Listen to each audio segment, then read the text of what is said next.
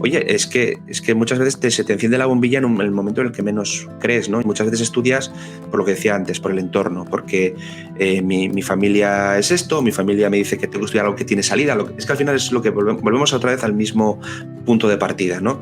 Y exigimos a chavales muy jóvenes que tomen decisiones trascendentales. Y la vida es eso, al fin y al cabo, ¿no? En este segundo episodio de Control Z nos metemos de lleno en el panorama educativo del país. Vamos a conocer las asignaturas que aprobamos con nota y las que suspendemos por goleada.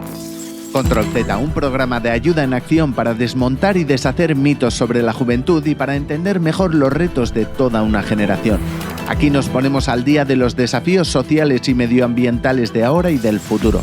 Soy Eichel González, periodista, y te invito a recorrer este camino formativo en el que nuestra estudiante random tendrá que hacer frente a desafíos y retos donde quizás no todos tengan las mismas oportunidades. Y como si de pasarse pantallas de un videojuego se tratase, se encontrará con desigualdades económicas, de género e incluso le va a afectar el lugar en el que vive. Y mientras, la sombra del absentismo y el abandono le perseguirán en cada etapa. Acompáñame en este viaje al presente y futuro de la educación en España. Después de 13 años de descenso, vuelve a subir el número de jóvenes que dejan los estudios para buscar su primer empleo. Europa es un fenómeno que afecta a cerca del 10% de los estudiantes. En España esa tasa es muy superior. Se en un 13,9%. Son jóvenes que no completan ni la FP ni el bachillerato. El gran beef de nuestro sistema educativo es el abandono escolar. España es el segundo país de la Unión Europea donde más jóvenes dejan los estudios, solo por detrás de Rumanía. ¿Los motivos? Bueno, hay muchísimos. Desmotivación, situaciones familiares complejas o la necesidad de encontrar trabajo. La cosa empeoró tras la crisis de 2008. Las cifras subieron de forma alarmante. Al loro con esto. 1 de cada 3 jóvenes no terminaba la ESO o no seguía con el bachillerato o la FP. Pero en los últimos años la tendencia ha cambiado por fin. Gracias a mejores sistemas de orientación, tutorías o becas se han reducido los niveles. Todo parecía ir bien hasta que este 2023 el abandono sube de nuevo tras 13 años de bajada. Vamos a adentrarnos en el sistema educativo español. Comenzamos en la primera etapa, el colegio. Aquí la colaboración e implicación de la familia será prioritaria. Abrimos nuestra mesa redonda con Elena Rúa, de Ayuda en Acción, que forma parte del programa de Acción Social en España y de Advocacy. Elena, hablamos de si todos los estudiantes tienen las mismas oportunidades. ¿Cómo afecta a nuestra escolar random la situación socioeconómica de su familia? Todo alumnado que entra al ámbito educativo parte de un contexto social y de un contexto familiar que apoya o no su trabajo, que apoya o no el ámbito educativo, la labor de los docentes, y esto hace que finalmente pues, tengan o no mayores tasas de éxito educativo, y esto se ve ya desde la primera infancia. La realidad es que las niñas, niños y adolescentes que viven en situaciones de desventaja social y económica parten de una situación que realmente no es igual. No trabajamos con la misma igualdad de oportunidades, puesto que son el alumnado que mayores tasas tiene de repetición, de abandono educativo temprano, que sufren especialmente las consecuencias de la segregación escolar, y esto supone que su desventaja social y económica también permea en el ámbito educativo, con lo cual la igualdad de oportunidades y la inclusión educativa, por tanto, se ve afectado en su caso. Una de las mayores problemáticas que tiene España es el abandono y el absentismo escolar en las distintas fases educativas. ¿Cuál es el motivo de este abandono y de este absentismo bajo tu experiencia? Pues yo creo que la problemática del abandono escolar temprano y del absentismo escolar es bastante compleja. Combina factores que por una parte son personales, socioculturales y familiares. Sabemos que el absentismo escolar es como casi una antesala del abandono escolar temprano y que tiene especial incidencia además en el alumnado que tiene una situación de vulnerabilidad. El porqué del absentismo escolar, pues como decíamos, tiene muchísimas causalidades, ¿no? La primera de ellas quizás es la que está vinculada más desde la parte personal, pues la desmotivación que sufre el alumnado, toda esta parte de falta de interés por la escuela, por los contenidos académicos, el que no tiene ningún tipo de expectativa sobre su futuro, un sentimiento de exclusión en el aula, y que no se siente a veces perteneciente a esas dinámicas, ¿no?, que hay en los centros educativos. Pero a la par también están causas familiares que tienen mucho que ver con el estilo de parentalidad que tienen las familias, con la responsabilidad y las expectativas que depositan las familias en la educación de ellos y ellas. Y, ¿por qué no?, también la parte social, el contexto social y estructural, donde a veces no se tienen en cuenta estos contextos a la hora de abordar la dimensión educativa. Y esto hace que la suma de todo ello genere esta parte del absentismo que, como decía, es una antesala del abandono educativo temprano. Avanzamos en nuestro recorrido en la vida de una estudiante y llegamos a una de las primeras transiciones en las que muchos se nos escapan. Y hablo del colegio al instituto. Salimos a la calle para escuchar los motivos que les llevan a renunciar a las aulas. Control Z. Y yo muchas veces no he ido a clase porque no me sentía motivada como para estar en clase y no me apetecía estar en clase y ya está. Sí, he faltado algunas cuantas veces al instituto por falta de interés. Dejé de ir a las clases del bachillerato porque yo veía que lo que estaba estudiando no me gustaba y que no podía con ello. Control Z. Para analizar qué está fallando y por qué los estudiantes se desmotivan, damos la bienvenida a Óscar Boluda, autor de FPando, con una experiencia de más de 20 años dando clases. Óscar, docentes, familias o el sistema, ¿qué pieza se debe revisar? Si no hacemos una escuela que sea afectuosa con el alumno, ¿vale? Todo lo demás, por mucha competencia y mucha digitalización que haya, estamos abocados al fracaso, que yo creo que es una también de las lacras del sistema educativo español, que la gente se nos desengancha mucho porque ni tiene con qué engancharse a los docentes y encima pues todos los contenidos y todo más lo coge como una cosa súper lejana a sus intereses. La gente joven, cuando pasa de una educación secundaria obligatoria, que en España pues realmente siguen siendo muy altos los niveles de fracaso escolar y de abandono educativo, en FP la suerte que tenemos quizás es que la forma de estudiar y los años que llevamos ya estudiando o trabajando con ellos o aprendiendo a nivel de competencias hace mucho más atractiva la oferta en ese sentido. Entonces, el alumno se identifica más y no es tanto el fracaso como podría ser en otras etapas. Elena, ¿tú crees que hay un acompañamiento real y eficiente para los cambios en las distintas etapas de un estudiante? Pues partiendo de la base de que gestionar bien las transiciones entre etapas educativas es una palanca importantísima para prevenir ese riesgo de abandono temprano, sabiendo que muchas veces es coetáneo a un momento vital, crítico, como pasa, por ejemplo, en la transición de primaria a la secundaria, quizás hay unos retos que no se están abordando con la suficiente coherencia, ¿no? En este caso, sabemos que los equipos de orientación de ambos centros educativos, el de salida y el de entrada, son claves porque realizar una buena labor de acogida, de seguimiento y acompañamiento personal del alumnado asegura esa integración, asegura ese bienestar no solo académico, sino también emocional. Y también nos asegura, y por ello una buena práctica en estas transiciones tiene que ver nuevamente con que el abordaje de la transición no puede ser solo el trabajo directo con el alumnado, sino que también las familias a veces y los propios docentes necesitan apoyos. Pedro Pérez, profesor de ESO y creador del canal de YouTube El Cubil de Peter, ¿cómo funciona la figura del orientador y con qué carencias os encontráis los docentes? Y yo, por ejemplo, en mi centro veo que hay una acción tutorial muy potente, porque claro, la carga de trabajo del departamento de orientación es brutal. O sea, yo que además tengo buena amistad con la orientadora de mi centro, pues es una carga de trabajo brutal. Ya dices que lo lógico es que hubiese por lo menos dos o tres orientadores para poder asumir y hacer el trabajo bien entendido como un trabajo completo y atendiendo a las necesidades reales del alumnado, ¿no? Y muchas veces los docentes somos, digamos, el primer paso, ¿no?, para detectar ciertas cosas o para poder comunicar ciertas problemáticas que vemos en los alumnos, porque igual los detectamos que están como muy somnolentos o que están muy idos, ¿no?, o que faltan a clase, ¿no? Y somos nosotros los que tenemos que dar la voz de alerta y decir, oye, aquí pasa algo. Óscar Boluda, ¿sientes como Peter una falta de medios para que el sistema educativo proteja y dé más apoyo a los chavales? Pero sí que es necesario que hacen falta muchos más recursos a nivel de orientación. Entonces, claro, yo en mi caso, en mi etapa es la formación profesional, pero gente joven, incluso estamos hablando a lo mejor de adolescentes de educación secundaria obligatoria que pasan a de los 16 años a no saber qué estudiar o incluso algunos que dejan de estudiar, que de hecho hay muchos que dejan de estudiar, ¿vale? Demasiados. Y ahí sí que hace falta mucha orientación, pero una orientación profesional. El tutor, a lo mejor del aula, pues puede dar cierta orientación, pero sí que hace falta recursos específicos para ello. Incluso a nivel de formación profesional, nosotros ya tenemos orientadores en los centros, pero aún así estos orientadores no solamente dan orientación académica, sino que también se dedican a asistir en cuestiones de salud mental, que ahora todavía encima, con la mayor problemática que hay al respecto, pues todavía hay mayor tapón en este caso pues a la hora de ofrecer estos servicios.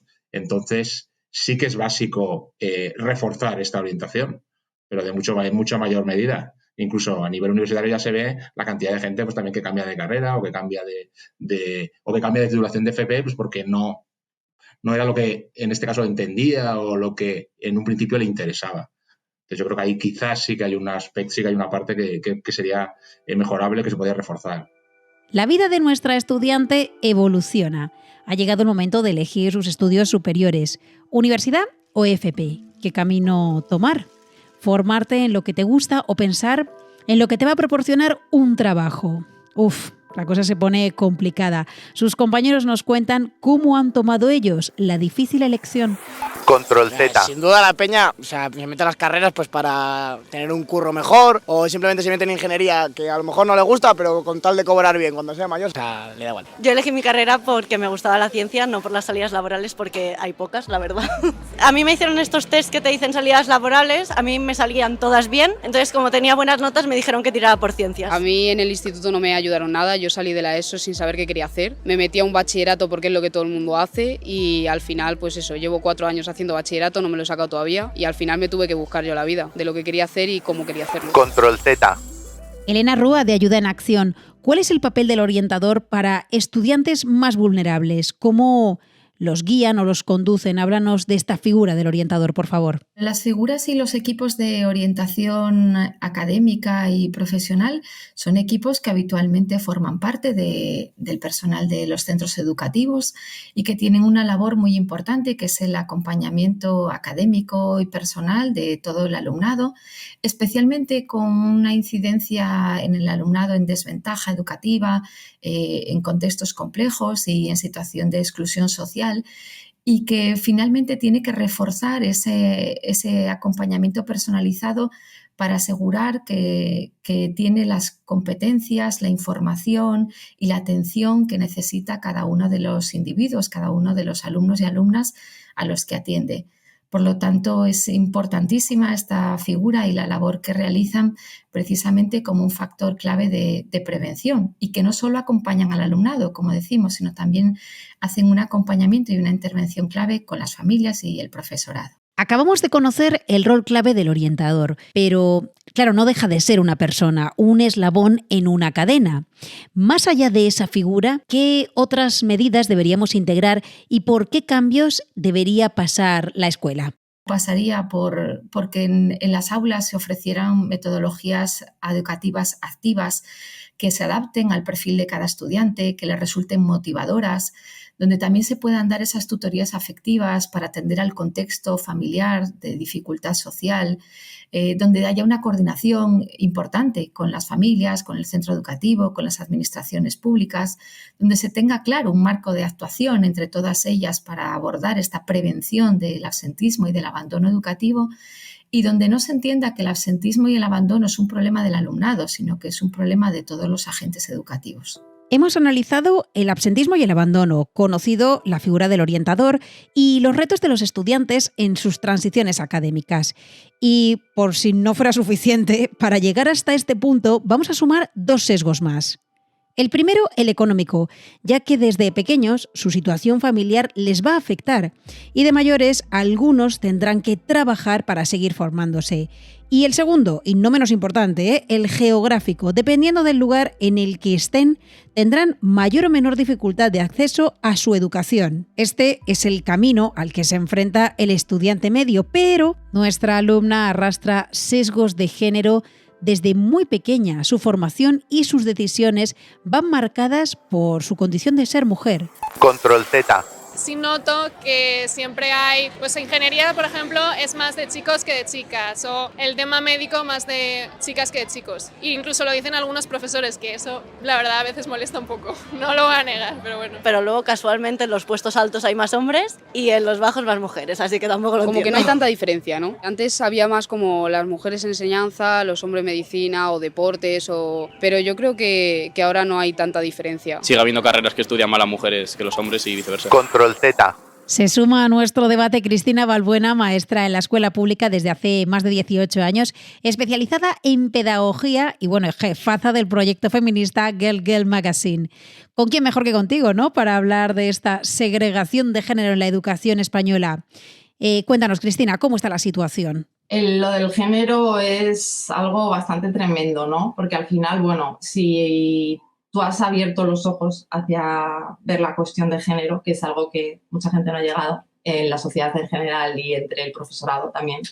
Al final vivimos en una sociedad muy patriarcal, ¿no? Los roles de género están muy marcados, están muy claros. Y yo creo que por mucho que la corriente sea ir deconstruyendo, sea ir tendiendo hacia la igualdad, para mí avanzamos muy lento. Y hay algunos estudios que demuestran que a partir de los 6 años las niñas ya se sienten menos capaces que sus compañeros en muchas competencias, como matemáticas, como ciencias, se perciben menos como líderes, ocupan menos espacios, tienen menos voz. Entonces, pues eso demuestra que hasta ahí la socialización de género no ha hecho efecto, pero a partir de ahí sí empieza a hacer efecto. Cristina, me ha parecido gravísimo el dato que has dado de que a los 6 años ya hay niñas que se decantan por las humanidades y dejan ciencias y matemáticas apartadas, ¿no? Como algo que no va con ellas. Seguramente tú y yo vivimos en entornos, en burbujas donde la gente está concienciada con esto, ¿no? Gente feminista, activistas incluso, pero la sociedad no es así, ¿vale? Y lo que pasa en la sociedad, el cole, es como una mini sociedad. Entonces, lo que te decía, algo que a ti te parece muy grave, hay mucha gente que todavía le cuesta verlo.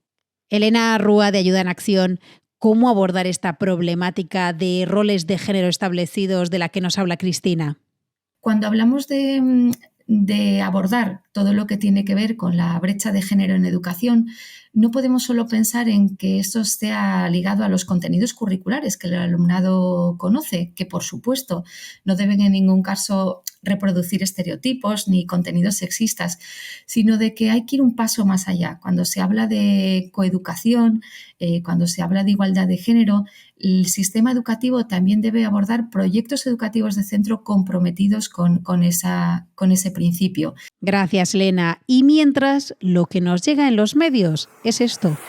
Control Z. De fomentar entre las niñas vocaciones científicas y tecnológicas. Actualmente hay más mujeres que hombres en la universidad, pero ellas representan tan solo el 35% de los matriculados en estas especialidades. Según la UNESCO, solo el 35% de los estudiantes matriculados en grados de ciencia en la educación superior. Para que el día de mañana no existan tantas desigualdades de género en estas carreras, que son de las que ofrecen mejores salidas profesionales. Control Z. Óscar, ya has escuchado a Cristina y a Elena. ¿Cómo está el panorama en estudios superiores? ¿Seguimos viendo esta desigualdad como ocurre en la universidad? A nivel de FP, quizás está un poquito más masculinizado, pero sobre todo incluso en la gente más joven, es decir, los grados medios, digamos así, la gente que puede terminar la ESO. ¿Pero por qué? Pues porque también hay más fracaso escolar, en este caso masculino, entonces tienden a estudiar FP, mucha gente.